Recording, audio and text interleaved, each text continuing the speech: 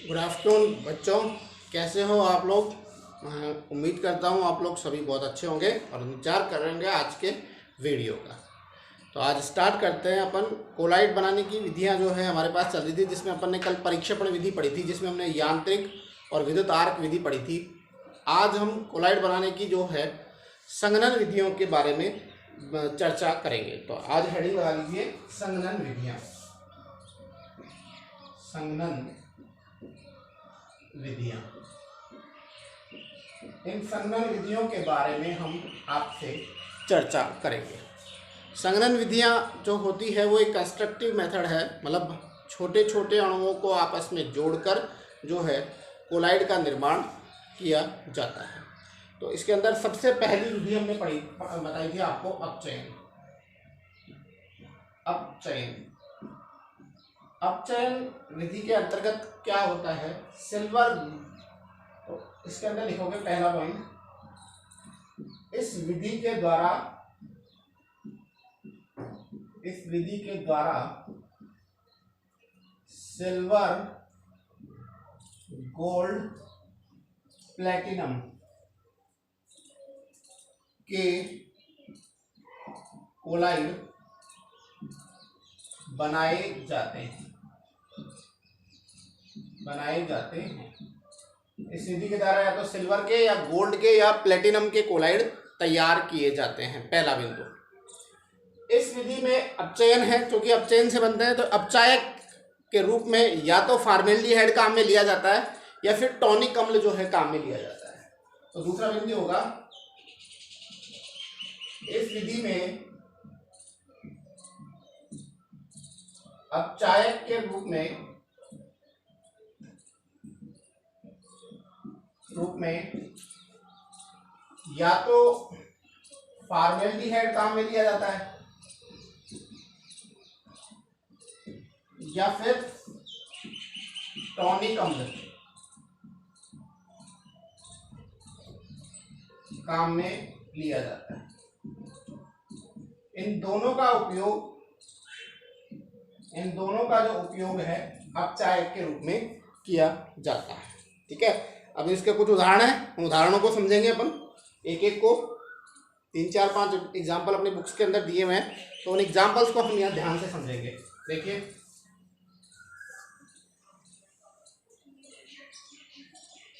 सबसे पहला उदाहरण है, उतार लिया होगा आप लोगों ने इसको।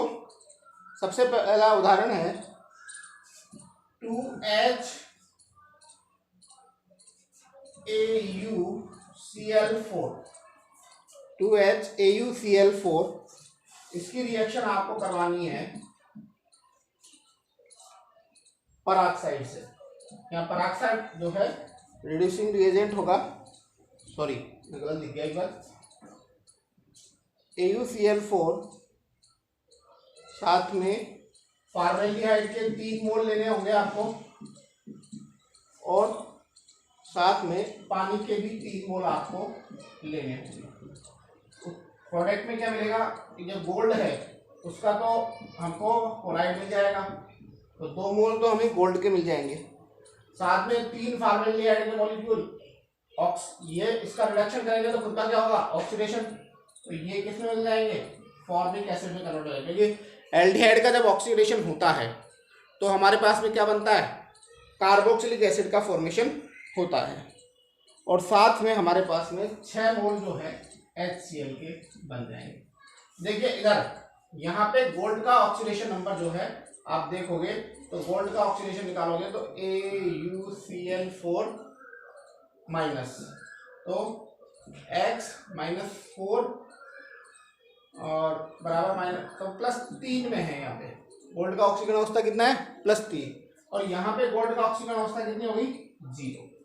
तो बताइए AU ऑरिक क्लोराइड जो है इसका क्या हो गया, यहाँ रिडक्शन हो गया है। ऑरिक क्लोराइड का रिडक्शन होने की वजह से जो है यहाँ रिडक्शन, तो हमने रिडक्शन के हेल्प से, अच्छा इसमें रिड्यूसिंग रिएजेंट कौन है, फॉर्मेल्डिहाइड। रिड्यूसिंग रिएजेंट जो है वो है आपका फॉर्मेल्डिहाइड। ये पहला एग्जाम्पल आपके रिडक्शन का हो गया है। दूसरे एग्जाम्पल की ओर चलते हैं हम लोग। उतार लिया होगा आप लोगों ने इसने।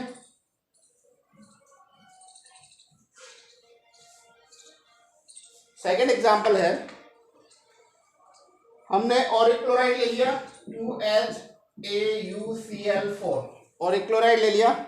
इस ऑरिक क्लोराइड की रिएक्शन हमने पराक्साइड से करा दी CH2O2, और पराक्साइड से कराने पर हमें क्या मिला, 2 मोल तो गोल्ड के मिल गए हमें, और 8 मोल जो है 8 मोल HCl के, और 3 मोल O2 के। तो यहाँ पे भी जो है ये +3 ऑक्सीडेशन स्टेट में था, और यहाँ पे ये 0 ऑक्सीडेशन स्टेट के अंदर आ गया। इसका मतलब, अच्छा एक और चीज देखिए आप लोग, यहाँ पे पराक्साइड जो है रिड्यूसिंग रिएजेंट है। क्यों? क्योंकि ऑक्सीजन की ऑक्सीजन स्टेट यहाँ कितनी है, -1, और -1 से यहाँ क्या गया, 0। तो जब लोअर से हायर में जाता है तो ऑक्सीडेशन, मतलब इसका खुद का ऑक्सीडेशन हो रहा है, लेकिन इसमें इसका क्या कर दिया, रिडक्शन। तो यहाँ ऑरिक क्लोराइड का रिडक्शन होने से गोल्ड के जो है हमारे पास में क्या मिल रहे हैं, गोल्ड के क्लोराइड मिल रहे हैं। ठीक है, नेक्स्ट एग्जांपल देखिए, थर्ड एग्जांपल, रिडक्शन में चल रहा है इधर, रिडक्शन। अगला एग्जांपल है PtCl2 plus HCHO plus water. तो यहाँ पे देखिए प्लेटिनम के कोलाइड हमको मिलेंगे यहाँ पे। तो प्लेटिनम का यहाँ ऑक्सीडेशन स्टेट कितना है, +2। तो प्लेटिनम यहाँ पे कितना आ गया, प्लेटिनम यहाँ पे 0 ऑक्सीडेशन स्टेट में आ गया। फॉर्मल्डिहाइड का ऑक्सीडेशन होगा तो ये फॉर्मिक एसिड में कन्वर्ट हो जाएगा, और साथ में हमें जो है HCl मिल जाएगा, 2 मोल HCl के मिल जाएगा। बताइए फॉर्मल्डिहाइड का उपयोग जो है रिडक्शन में यूज हो रहा है या नहीं हो रहा? बिल्कुल हो रहा है यहाँ पे फॉर्मल्डिहाइड का यूज। नेक्स्ट देखते हैं अपन,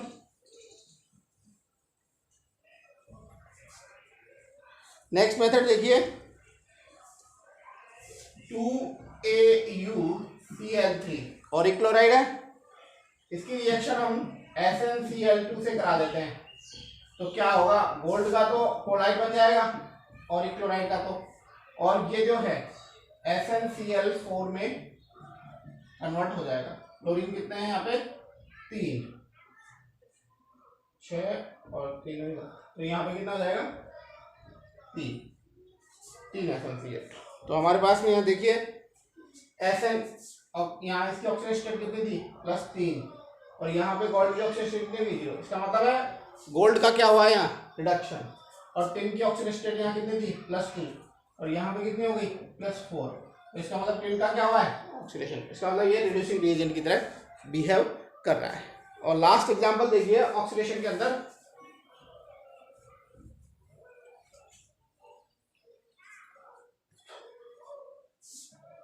AgCl, और इस AgCl की रिएक्शन हम करा रहे हैं टैनिक एसिड से। किससे करा रहे हैं, टैनिक एसिड, ये टैनिक अम्ल।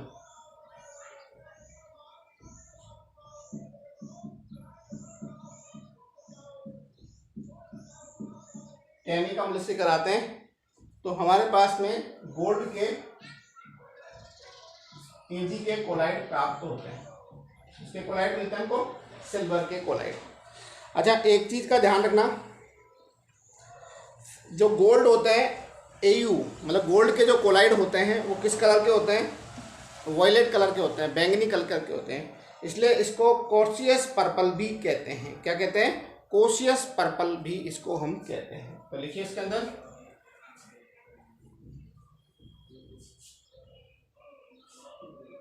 Au का रंग बैंगनी होने के कारण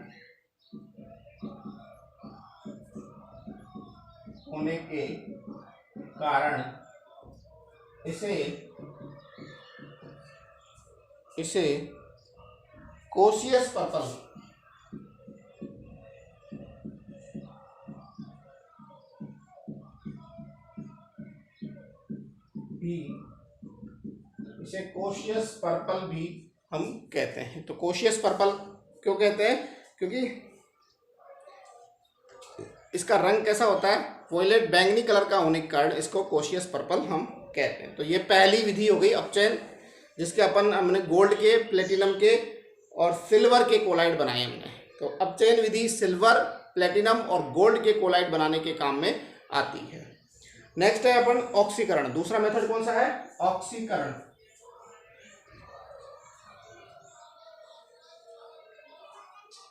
दूसरा मेथड लिख लीजिए ऑक्सीकरण।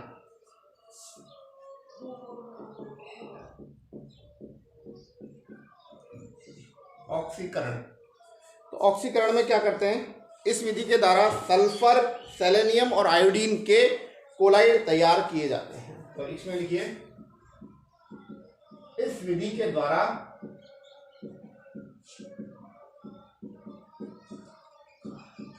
सल्फर, इस विधि के द्वारा सल्फर, सेलेनियम,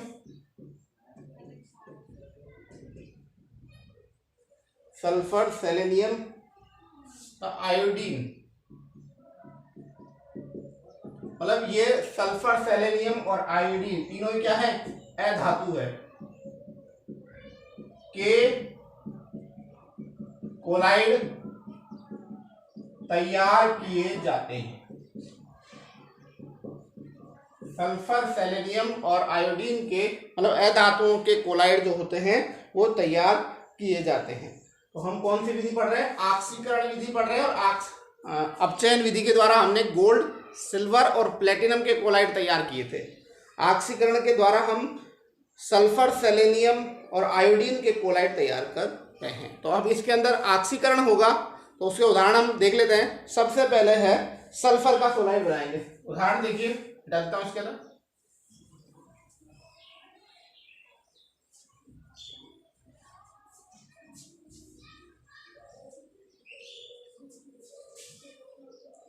देखिए, हम सबसे पहले हाइड्रोजन सल्फाइड लेते हैं, 2H2S हाइड्रोजन सल्फाइड है।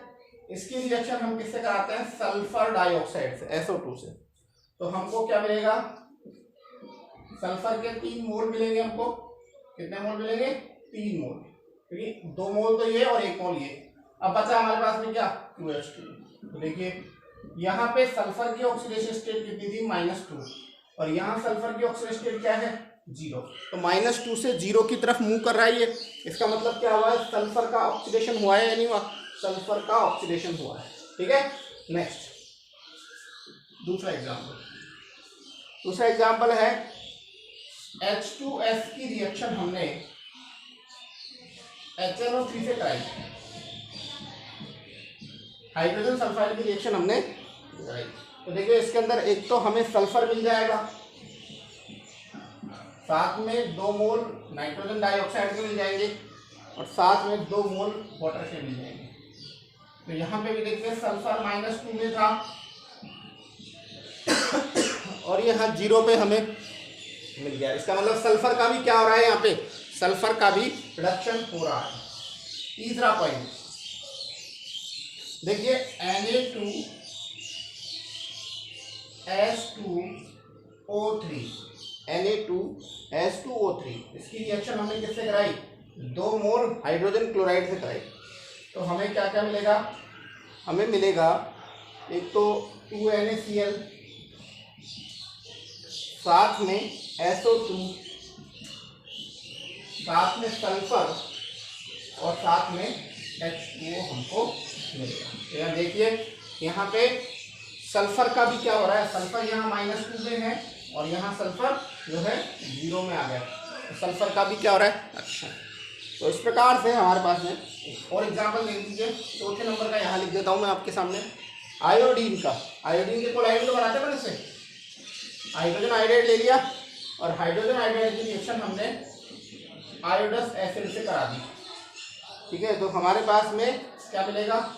3 मोल तो आयोडीन के मिल जाएंगे और साथ में 3 मोल H2O के मिल जाएंगे। तो ये इसका कोलाइड हमको मिल गया। ठीक है। तो ये कुछ एग्जाम्पल्स हैं मोस्ट। एक सेलेनियम का और देख लीजिए, 2H2Se, साथ में इसकी रिएक्शन हम O2 से कराते हैं तो हमें 2H2O साथ में सेलेनियम का क्लोराइड हमको हमको मिल जाते हैं। तो ये एग्जाम्पल जो हैं हमारे सल्फर सेलेनियम आयोडीन के कोलाइड बनाने के काम में हमने लिए। नेक्स्ट है डबल डिकम्पोजिशन या उभय अपघटन। तीसरी विधि है उभय अपघटन। उतार लिया होगा आप लोगों ने। ये सब जो है ऑक्सीकरण विधि के उदाहरण हैं। तीसरा है उभय अपघटन। तीसरी विधि कौन सी है?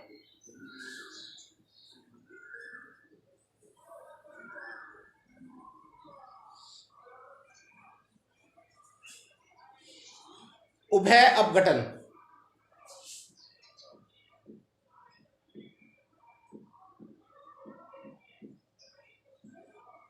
उभय अपघटन क्या करते हैं? उभय अपघटन में इस अभिक्रिया में जो अल्प विलेय लवण जो होते हैं उसके कोलाइड बनाने के लिए काम लिया जाता है। तो इसके अंदर एक लिख लीजिए, यह विधि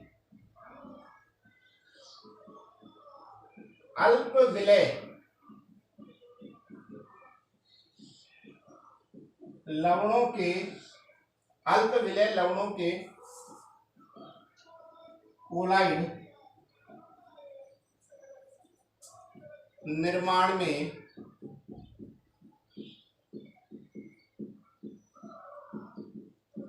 उपयोगी होती है। ठीक है, इस विधि में हम अल्प विलेय ऐसे लवण जो कि जल में अल्प रूप से विलेय होते हैं, पार्शियली सोल्यूबल होते हैं, स्प्रिंगली सोल्यूबल होते हैं, उनके कोलाइड बनाए जाते हैं। फॉर एग्जांपल देखिए, इसके पहला एग्जांपल HgCN का होल ट्वाइस साथ में H2S। तो हमारे पास में क्या मिलेगा? HgS मिलेगा साथ में, और साथ में 2HCl। देखो मर्करी सल्फाइड जो पार्शियली स्प्रिंगली सॉल्युबल है, बहुत कम सॉल्युबल होता है पानी में, उसके कोलाइड जो है इस विधि के द्वारा तैयार किए जाते हैं। पहली। दूसरी विधि देखिए, AS2O3, इसकी रिएक्शन हम 3H2S से कराते हैं।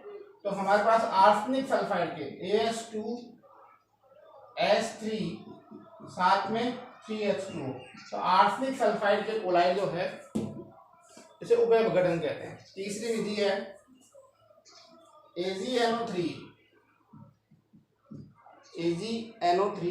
और इसकी रिएक्शन हम किससे कराते हैं? KX से। तो हमारे पास में AgX साथ में KNO3 मिलता है। चौथी विधि CdO कैडमियम ऑक्साइड की रिएक्शन हम किससे कराते हैं? H2S से। तो CdS और साथ में H2O हमको मिलता है। ये जो सभी विधियां हैं वो उभय अपघटन की विधियां हैं, इनको आप कॉपी में नोट कर लेना। मर्करी सल्फाइड, आर्सेनिक सल्फाइड और कैडमियम सल्फाइड जो कि पानी में कम सोल्यूबल होते हैं, पार्शियली सोल्यूबल होते हैं, उनके कोलाइड जो होते हैं इस विधि के द्वारा तैयार किए जाते हैं। एक अन्य विधि है जिसका नाम जो परीक्षा में बहुत बार पूछी गई है वो है पेप्टाइजेशन या पेप्टेन का निर्माण। ठीक है, तो अगली विधि लिख लीजिए, पेप्टाइजेशन या पेप्टीकरण।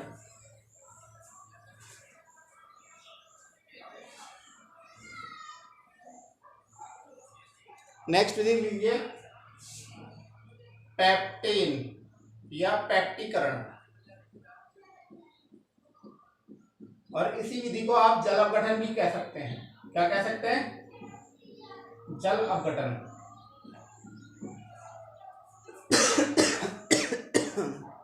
क्या करते हैं इस विधि के अंदर? इस विधि के अंतर्गत जो है हम किसी भी विद्युत अपघट्य के ताजा अवक्षेप को जल से गुजारते हैं। किससे गुजारते हैं? जल से। तो हमारे पास में कोलाइड प्राप्त होता है। इस विधि को हम पेप्टेन विधि कहते हैं। तो इस विधि के अंदर देखिए, इस विधि के अंतर्गत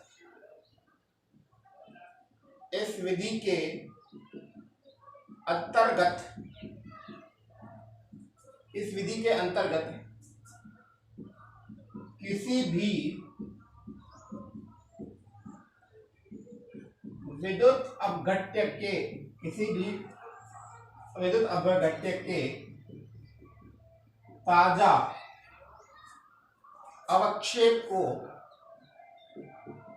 अवक्षेप को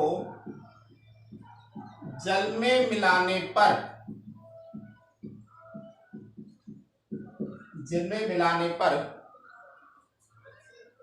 हमें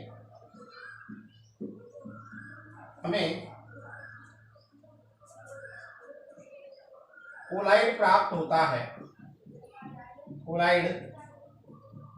होता है। इसे पेप्टीकरण कहते हैं।